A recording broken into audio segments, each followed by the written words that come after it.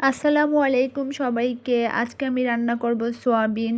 এই সয়াবিনটাকে আমি আধা ঘন্টা ভিজিয়ে রেখেছিলাম, তারপর পরিষ্কার করে ধুয়ে চিপড়িয়ে পানিটা ঝরিয়ে খুব ভালোভাবে তারপরে তেলে ভেজে নিয়েছিলাম। ওই ভিডিওগুলি আমি দেখাতে পারিনি কারণ বাসায় কারেন্ট ছিল না।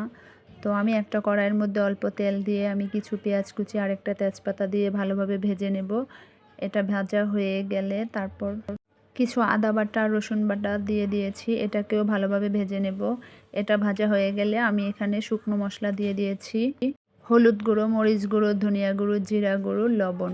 তারপর একটু পানি দিয়ে আমি এটাকে ভালোভাবে কষিয়ে নেব যাতে মশলার কোনো কাঁচা গন্ধ না থাকে।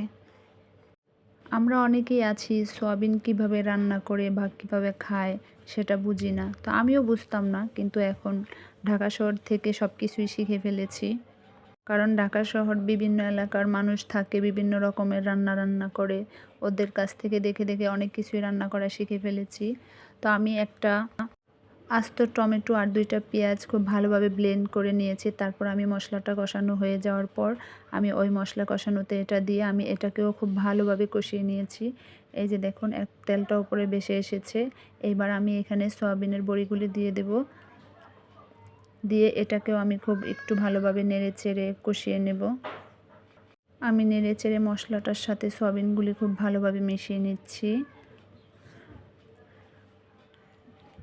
এই যে দেখুন আমার সয়াবিনটা কত সুন্দর দেখা যাচ্ছে, এখনই মাংসের মতো মনে হচ্ছে, যেন মাংস রান্না করতেছি। গ্রানটা এত ভালো আসছে, মানে ইচ্ছে করছে যেন আমি এখনই খেয়ে ফেলি। তবে সয়াবিন রান্না আপনি যত মশলা ভালোভাবে কষাবেন ততই ভালো হবে খেতে। সয়াবিনটা কষানোর পর আমি কিছু পানি দিয়ে দিয়েছি। আমি বেশি পানি দিইনি, অল্প পানি দিয়েছি, কারণ এটা আমি মাখো মাখো রাখবো, কোনো ঝোল থাকলে ভালো লাগবে না। তাই বিশেষ করে সয়াবিন একটু মাখো মাখোই থাকে রান্না করলে, আর ঝোল থাকলে সেটা খেতে ভালো লাগে না।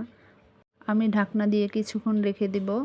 তারপরে এই যে দেখুন আমার সয়াবিনটা প্রায় হয়ে গিয়েছে। আমি এখানে 2-3টা আস্ত কাঁচামরিচ দিয়ে দিয়েছি।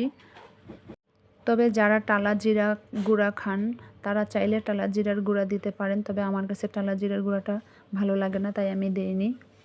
আপনাদের সাথে কথা বলতে বলতে দেখুন আমার তরকারিটা হয়ে গিয়েছে। আর আমার কথা যদি কোনো ভুল ত্রুটি হয়ে থাকে সবাই প্লিজ ক্ষমার দৃষ্টিতে দেখবেন, কারণ মানুষ মাত্রাই ভুল হয়। আর আমার ভিডিও যদি আপনাদের কাছে ভালো লাগে প্লিজ আমার পেজ থেকে দেখে থাকলে আমার পেজটা ফলো করবেন, আর ইউটিউব চ্যানেল থেকে দেখে থাকলে ইউটিউব চ্যানেলটিকে সাবস্ক্রাইব করবেন। এবার আমার ছোট্ট ছোট্ট সোনামণিরা খেয়ে রিভিউ দিবে, খালি তাদের মুখ থেকে শুনেন যে কেমন হয়েছে খেতে। কেমন খেতে বলো, সেই স্বাদ তুমি বলো। এই যে আরেকজন, অনেক মজা। এই যে আবার কেমন হয়েছে যারা বলো, সেই স্বাদ, কেমন স্বাদ, সেই স্বাদ। তাই